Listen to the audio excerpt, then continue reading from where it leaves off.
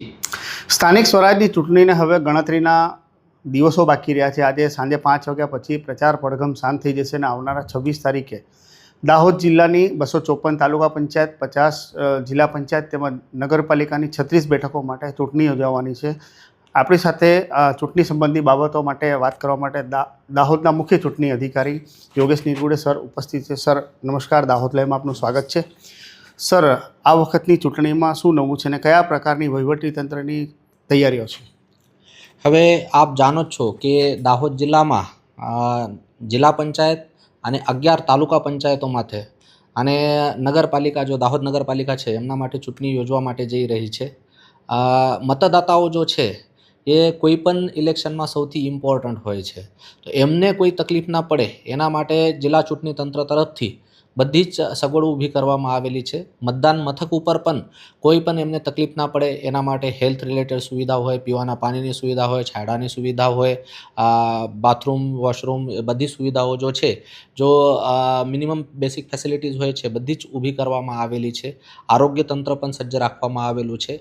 કાયદા વ્યવસ્થાની પરિસ્થિતિ જળવાઈ રહે એના માટે સ્થાનિક પ્રાંત અધિકારીઓ, એસડીએમ શ્રીઓ અને એસડીપીઓ શ્રીઓ એની સાથે સાથે સ્થાના અધિકારીઓ જો છે એ પણ સતત પ્રયાસ કરી રહ્યા છે લોકો સુધી પહોંચીને કાયદા વ્યવસ્થાની પરિસ્થિતિ સારી રીતે જળવાઈ રહે એના માટે પણ લોકોને પ્રેરિત કરી રહ્યા છે. સર, આપણા જિલ્લામાં ઘણા લોકો એવા છે કે જેમને ખબર નથી પડતી અથવા વયોવૃદ્ધ છે, તો એમના માટે મતદાન મથક સુધી લઈ જવા માટે કેવી તૈયારીઓ છે?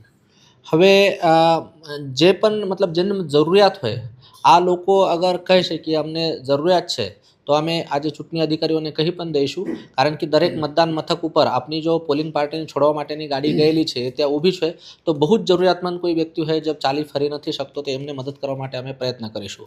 એની સાથે સાથે જ મતદાન મથક ઉપર આવ્યા પછી જો દિવ્યાંગજનો હોય, ઓલ્ડ એજવાળા લોકો હોય, એમને મદદ કરવા માટે પણ અમારા ત્યાં ચૂંટણી સ્ટાફ અવેલેબલ જ છે, એ એમને મદદ કરશે. સર, ઉનાળુ પીક પર છે અને હીટવેવની પણ આશંકા છે, તો પોલિંગ બૂથ સુધી લઈ જવા માટે અને ત્યાં મતદાન કરવા આવતા હોય અને ખાસ કરીને વયોવૃદ્ધ, તો એમની હેલ્થ માટે અથવા તો હીટવેવની આશંકા વચ્ચે તંત્રની આ મામલે કેવી તૈયારીઓ છે? હવે દરેક મતદાન મથક ઉપર આપણે એમપીએસડબલ્યુ, એફએસડબલ્યુ યા આશા વર્કર જો છે એમનામાંથી કોઈનો કોઈ એક સ્ટાફ ત્યાં અવેલેબલ જ રહેશે. એમને પાસે જો ફર્સ્ટ એડ કિટ છે એમાં પૂરતા દવાઈઓ સાથે ઉપલબ્ધ રહેશે, ઓઆરએસની વ્યવસ્થા વગેરે રહેશે. પછી ઠંડા પાણીની વ્યવસ્થા પણ ત્યાં કરવામાં આવી રહી છે. અને એની સાથે સાથે જ મતલબ આજુબાજુના જો હેલ્થ સેન્ટરો છે ત્યાં આપણા જો એમ્બ્યુલન્સીસ ઊભા હોય તો એમને પણ હાઈ એલર્ટ ઉપર રાખવામાં આવેલી છે કે કોઈ પણ તકલીફ પડશે તો તાત્કાલિક ધોરણે આપણ સારવાર એમને આપીશું.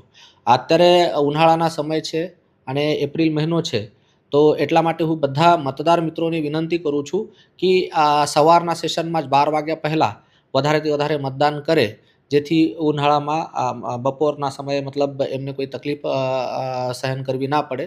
તેમ છતાં અગર કોઈ બપોરે પણ આવે તો પણ જે આપનું મતદાન મથક છે એના આજુબાજુના જો ખાલી ઓરડાઓ વગેરે હશે એ ખોલીને આપણને ત્યાં લોકોની બેસવાની વ્યવસ્થા કરવાના છે, જેથી કોઈને પણ ધૂપમાં ઊભું ના રહેવું પડે.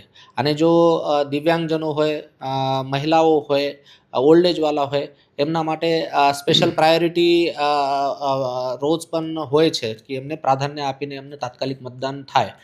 ખાસ કરીને સગર્ભા બહેનો હોય, ધાત્રી માતાઓ હોય, તો એમને તાત્કાલિક મતદાન માટે છોડવા માટેની પણ વ્યવસ્થા કરવામાં આવનાર છે. સર, મતદાનને હવે ગણતરીના દિવસો, આમ કહી શકાય કે 50 થી 60 કલાક રહી ગયા છે, બરાબર. તો આ અંતિમ ક્ષણે આપ મતદારોને શું મેસેજ આપશો? મેં ઓલરેડી કહી દીધો છે કે લોકશાહીમાં આ વર્ડ સૌથી ઇમ્પોર્ટન્ટ છે. લોકોના ભરોસે જ લોકશાહી ચાલતી હોય, અને એટલા માટે જ ભારત દેશમાં કોઈ પણ પ્રકારના ભેદભાવ રાખ્યા વગર દરેક વ્યક્તિને સમાન મતદાનનો અધિકાર આપવામાં આવેલું છે.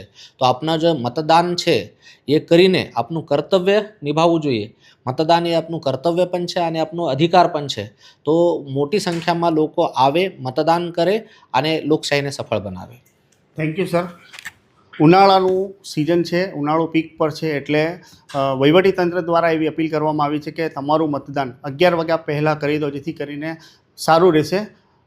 મતદાન માટે એટલા માટે જરૂરી છે કારણ કે તમે એક વોટ નાખવા જાઓ છો તો તમે ફક્ત 2 મિનિટમાં તમારો વોટ નાખીને આવી જાઓ છો, પરંતુ તમારે મતદાન કરવા સુધીની તૈયારી માટે વહીવટીતંત્ર 6 મહિનાથી રાત દિવસ તૈયારી કરતો હોય છે અને જે રૂટીન કામગીરી હોય છે તેની સાથે સાથે વધારાની કામગીરી કરીને તમે સારી રીતે મતદાન કરી શકો, 100% મતદાન કરી શકો તે માટે વહીવટીતંત્ર કેટલાય દિવસોથી મહેનત કરતું હોય છે.